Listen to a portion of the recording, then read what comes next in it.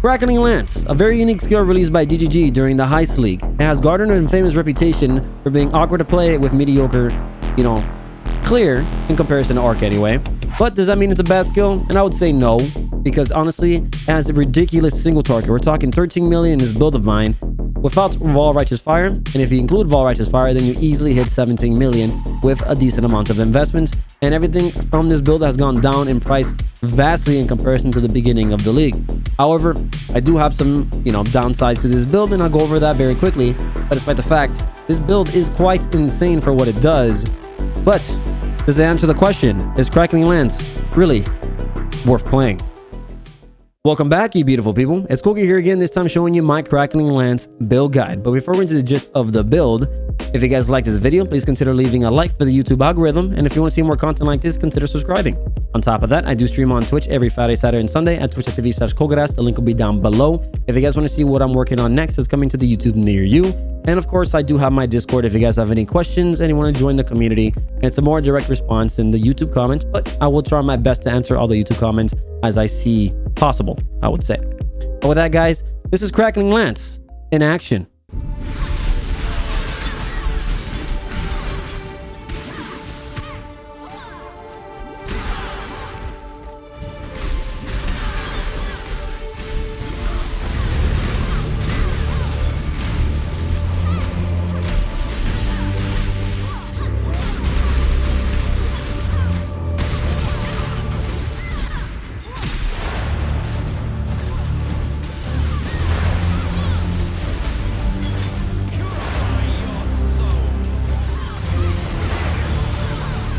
One more. There you go.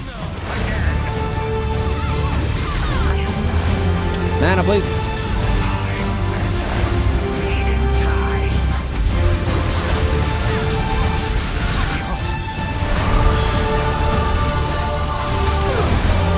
Down out of what?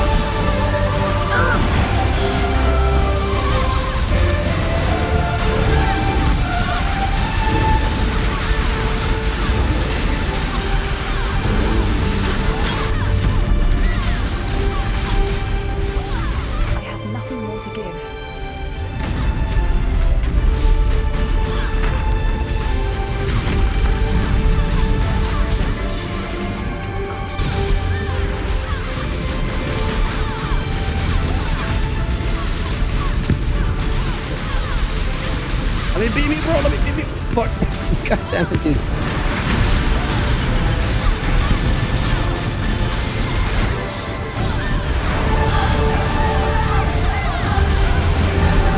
Fuck it.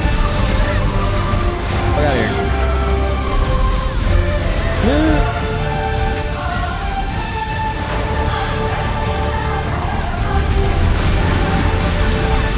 Look at that damage, dude.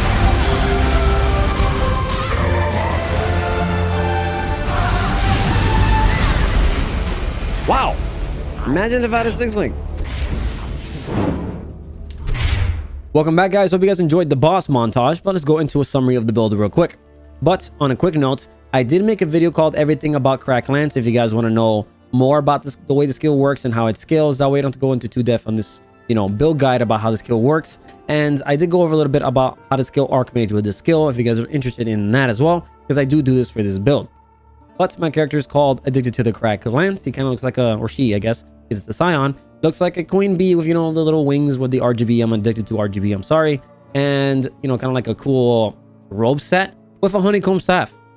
So I dubbed the sponsored by Honey Nut Cheerios. Not really. So don't call me for that.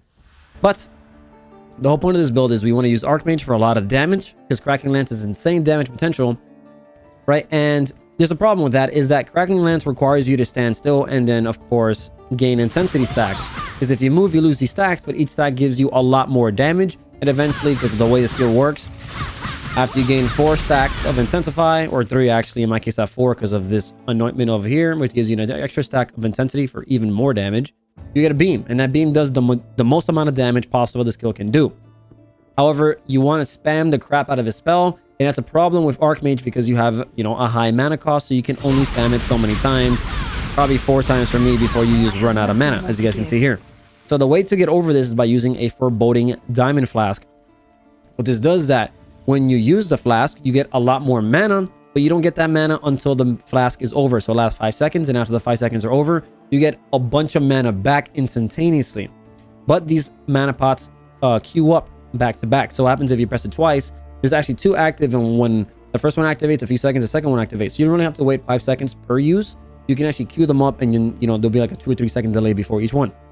So what ends up happening is you kind of want to spam it, right? 1, 2, 3, and then you start casting, and eventually you're going to see that you get, you know, even faster casting here. You can sustain your mana, and you basically have unlimited mana.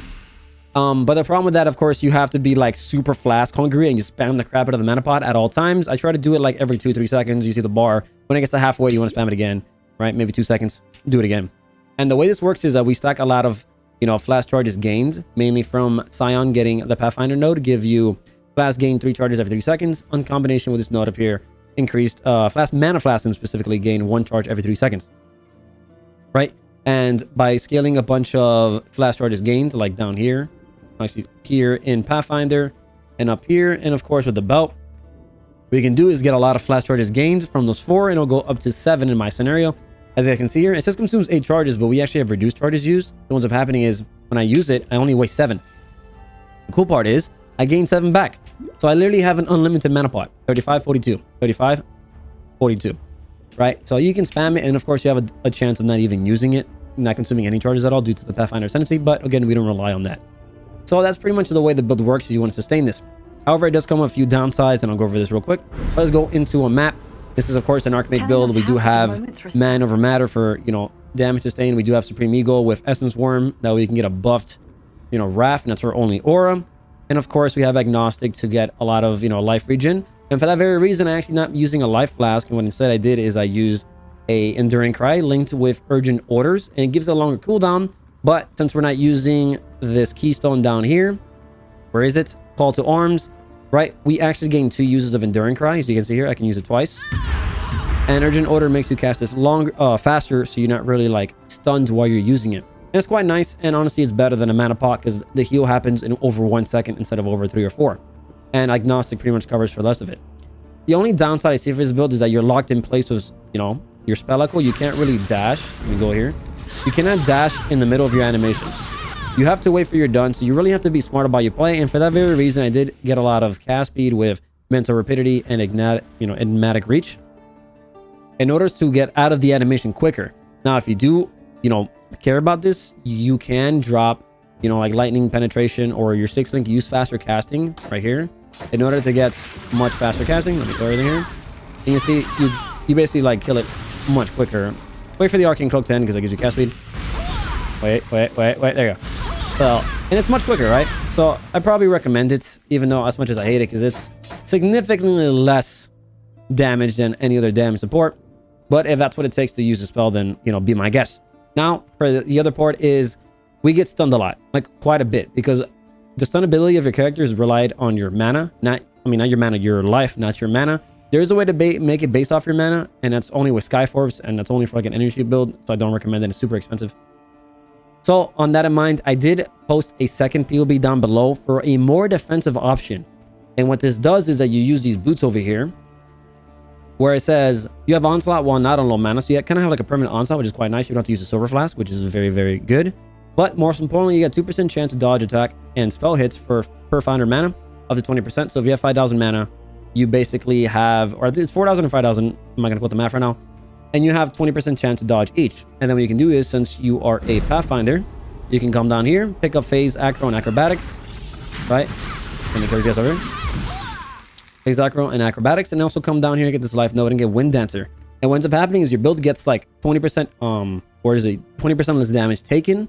On top of that, you have 50% dodge and 60% spell dodge, which is insane. And then you can, of course, use Vault Grace. Because this covers basically your defenses. And honestly, you don't have to rely on the unreliability of, you know, like your Agnostic and getting stunned like crazy. And I even saw a guy who actually went down here, took even more damage out of the build, and got, not this one over here, it went down through here actually, and got Unwavering Stance because it says cannot evade enemy attacks. But in reality, evade and dodge are separate. We don't have evade. What we have is dodge. So this actually doesn't affect us at all if you do pick this up with those boots, obviously, right? And you cannot be stunned. The downside to this is that we drop all the crit on the tree and then pick up elemental overload instead, so we become a non-crit build.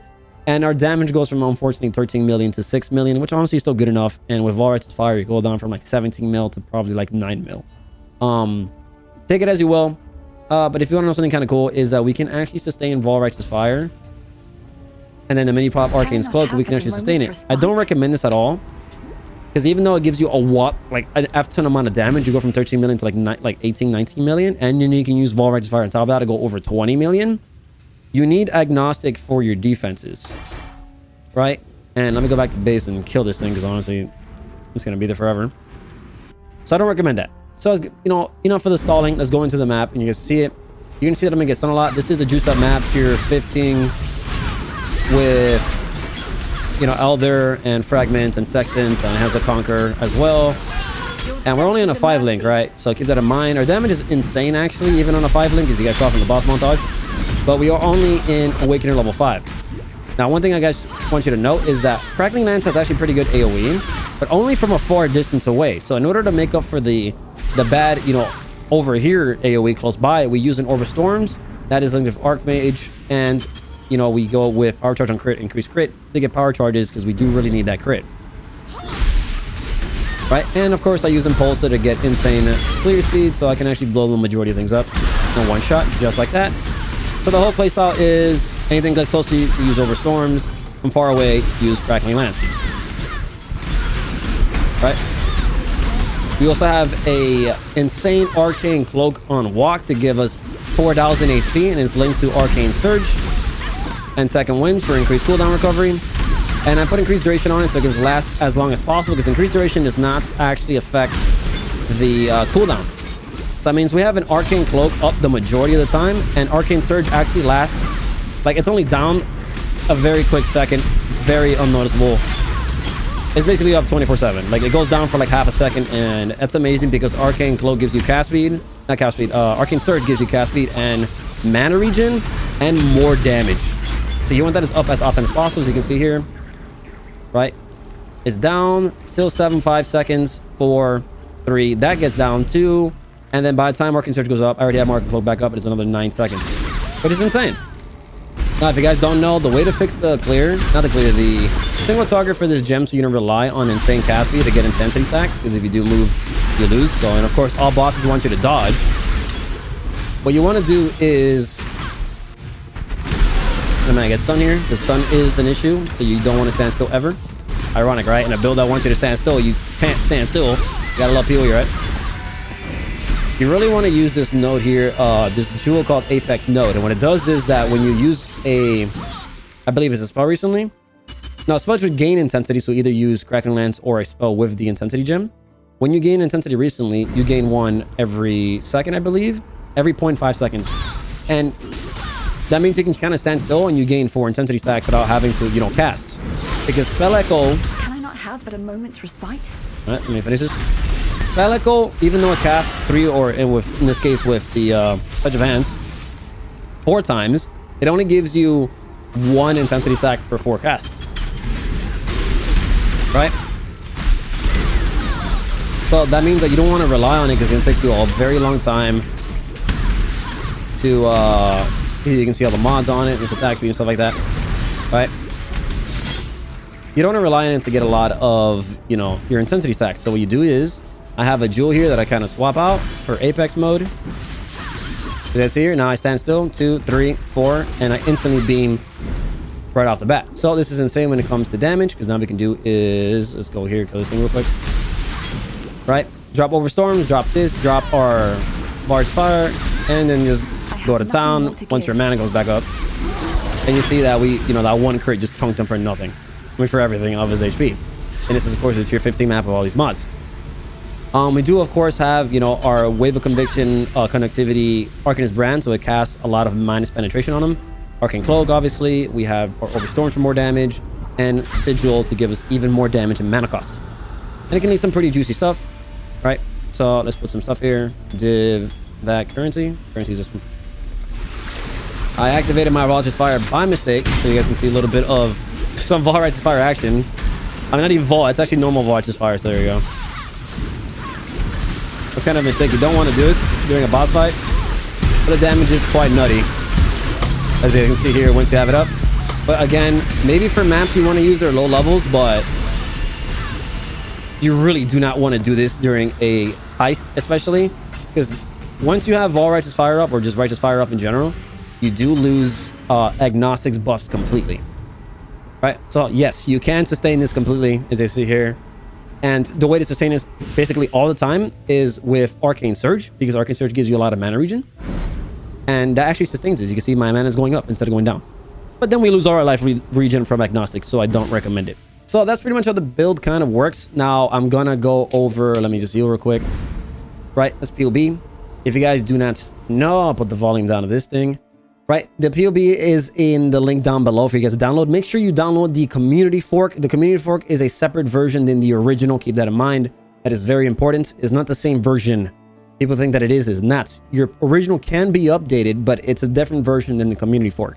The community fork has additional options and things that lets you see more DPS and is more accurate and a lot of cool functions like Impale. Right, so down here you can see we have 3 different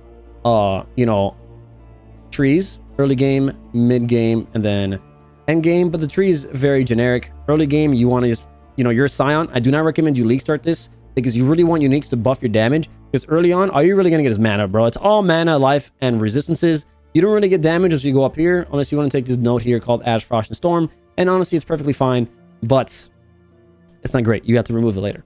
If you need the res, then go for it. It gives you 6% res, but not included. I wouldn't recommend it. Right, and you get all the spell crit, lightning damage, lightning things, mana regen, life, mana, obviously.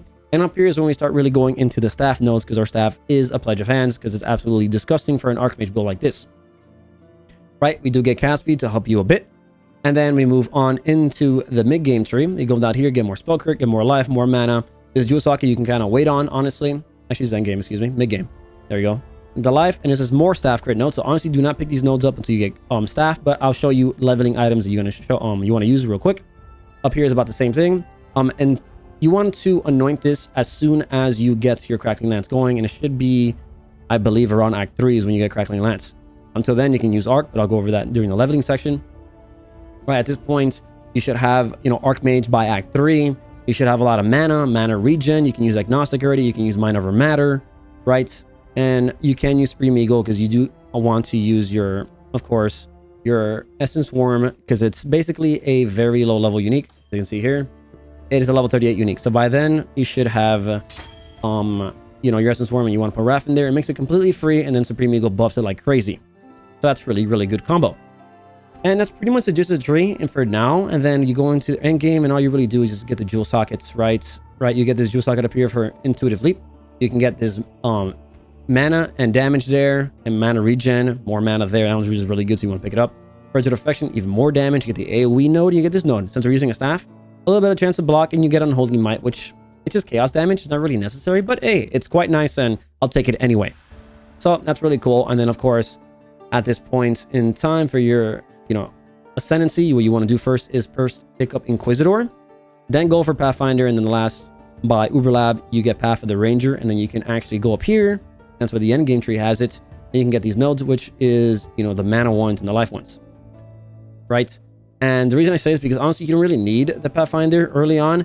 Your mana pot will have so much mana regen and everything that you're kind of fine anyway, and your mana cost won't be too high.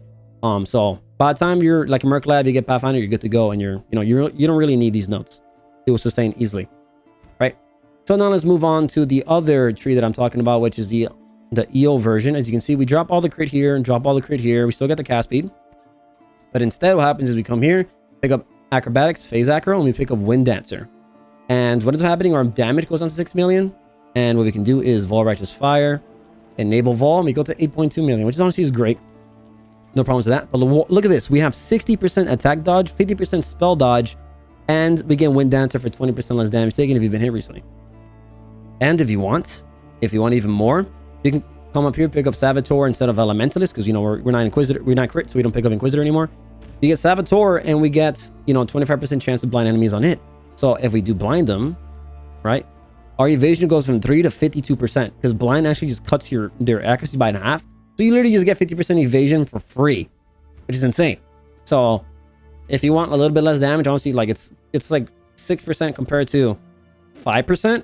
Honestly, I say go for it. Go for Saboteur instead of going Elementalist, and I think it'll be better for you.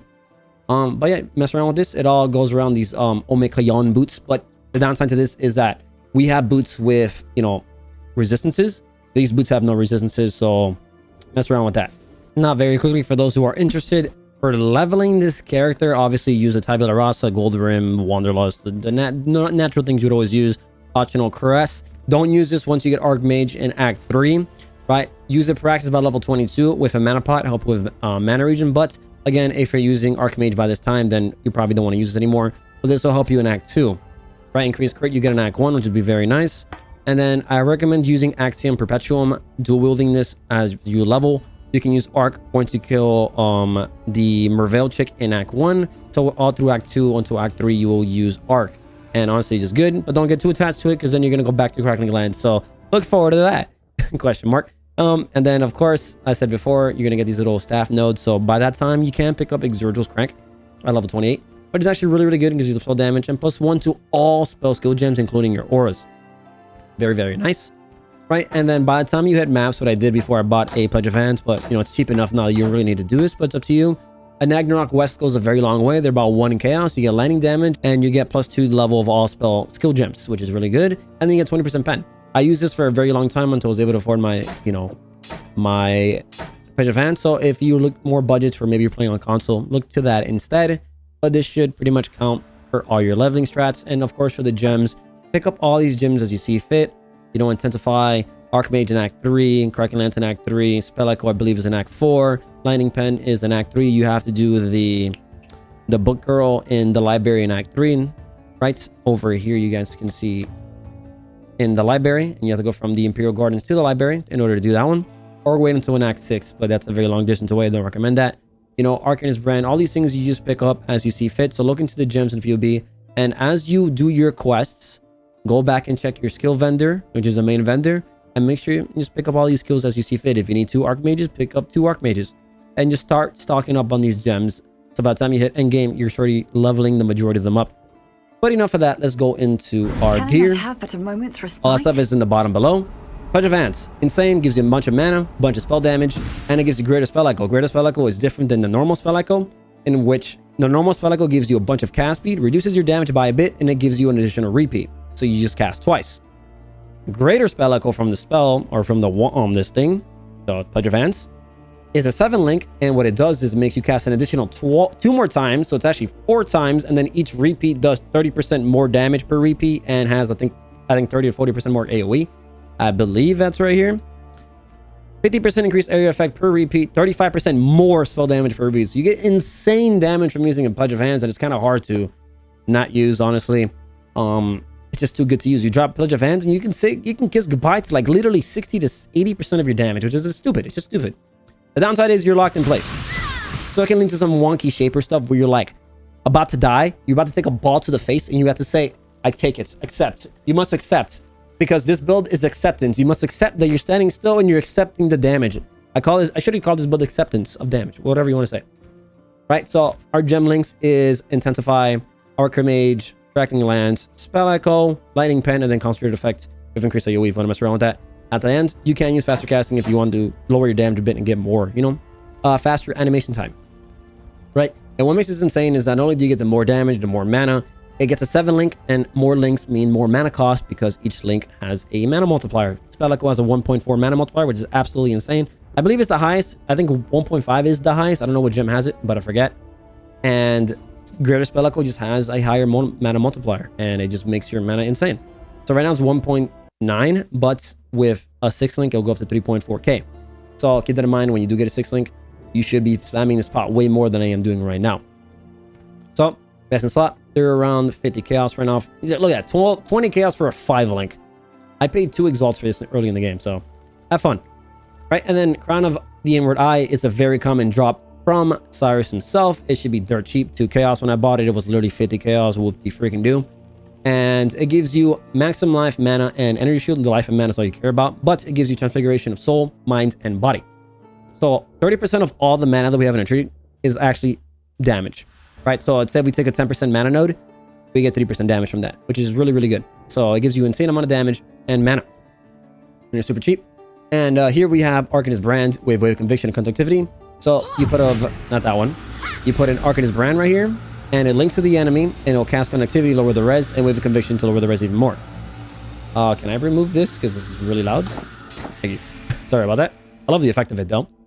And that pretty much covers the helmet. We do have a Righteous Fire separate. Please keep it separate, because if you link it to Arcanist Brand, it will put Righteous Fire on your butt. Don't do that. Right, moving on to your gloves. Everything that is non-unique, you want with life, res, and mana. A lot of mana. As you see here, I have 59 mana on it. If you can't get mana on the gloves, craft it. And we have ARCHMAGE with Power Charge on crit. You want the Anonymous Orbit Storms because it has beam split towards 5 additional targets. So the quality adds an additional target, which is really nice. So you can hit multiple enemies. Gives you more chance of power charges, and it just clears better. Not necessary though. Don't worry about that. And increase crit just so you can get more power charges and yeah, just make it more sustainable. Moving on to your boots, life, res, mana, and movement speed. And try to get 30% movement speed, very important. Here we have Urgent Orders with Enduring Cry, like I said before, Second Wind, and Flame Dash, so we can cast twice. Well, 4 times actually. Can I not and have the but region's a moment's quicker. respite? And then we do have an Impulsus for the, you know, amazing clear, because honestly without this it kind of felt like Luster. And if you guys don't notice, I'm addicted to explosions. I'm sorry.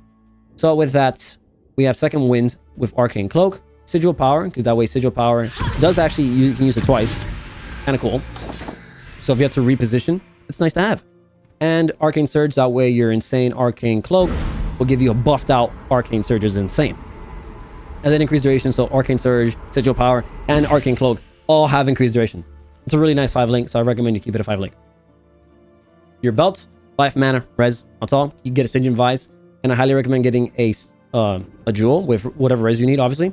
With life, mana if you can. I didn't get 1 mana, unfortunately. And get a little bit of fire damage to spells, doesn't matter what's here. That way, when you crit, you will ignite the enemy, and then your Sinner Swallow will give the enemy a debuff that makes them take 10% increased damage.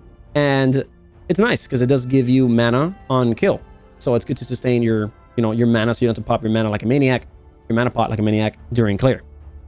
But you still have to do it for bosses. Keep that in mind, right? And then our rings are just going to be life, mana, and resistances. And then the other ring is an Essence Worm, just so you can put your Wrath in there for free. And then our big boy Ami, this was like 80 chaos, now it's like 20 chaos. Try to get a good roll and put a lot of Fertile Catalyst on it, which is a life and mana modifier one. And it literally just buffs everything from your mana regen to your maximum mana and the flat mana. So it's very, very nice. Highly recommend that. It's awesome. And make sure to allocate or anoint Intensify to get 1 more Intensify gem. Right?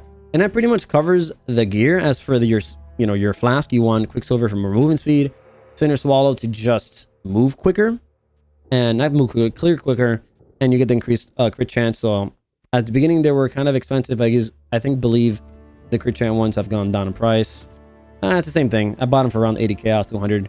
It's only because of crit chance, but that's the one you really want, trust me. Diamond Flask for more, obviously the crit more. Wise Oak, make sure that your lightning resistance is your highest, so that way you penetrate lightning.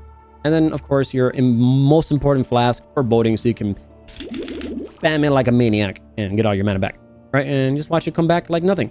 Cyrus is a joke with this build, by the way, because you can just spam all your pats like nothing. Like, watch. Wise Oak. Right, you already used it. And then watch it come back up. Yay. And it's super cool for Sinner Swallow because you don't use it once. And just like in 6 seconds, you get it back again. Which is super important because honestly, this flask sucks because you only use it once. So, yeah. I hope you guys enjoy that. That pretty much covers everything.